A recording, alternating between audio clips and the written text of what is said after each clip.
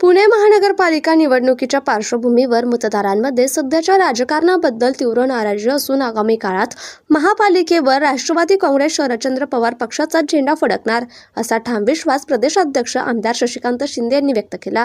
धायरी येथील प्रभाग क्रमांक 33 मधील पक्षाचे अधिकृत उमेदवार काकासाहेब चव्हाण, संदीप मते, अनिता इंगळे आणि रश्मी घुले यांच्या प्रचारार्थ आयोजित भव्य पदयात्रेत ते बोलत होते।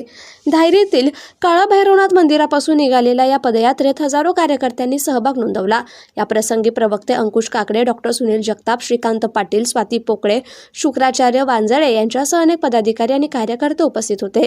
रामकृष्ण हरी वाजवा तुतारीच्या घोषणांनी संपूर्ण धायरी परिसर दणाणून गेला असून पदयात्रेला मिळालेला प्रतिसाद पाहता प्रभागात परिवर्तनाची लाट असल्याचे चित्र दिसून येत आहे।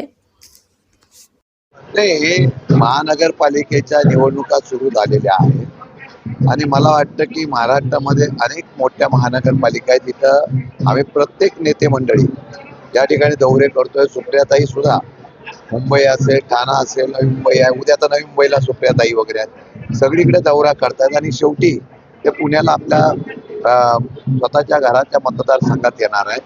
मला वाटतं काका चव्हाण आणि त्यांचे सर्व सहकारी अनेक वर्षापासून आदरणीय पवार साहेबांच्यावर नितांत प्रेम करणारे कुटुंब आहे आणि कार्यकर्ते आहेत। त्यांनी आणि सुप्रियाताई यांच्यावर फार मोठ्या प्रमाणात निष्ठा आहे। सुप्रियाताईंनी फार आग्रह धरलेला, ज्यावेळेला आघाडी झाली त्या आघाडीमध्ये या जागा मला काकांसाठी पाहिजे अशा प्रकारचा विचार करून अजितदादांनी सुद्धा चारही उमेदवारांचे तुतारीच्या संदर्भातून निवडून देण्यासाठी निर्णय घेतला।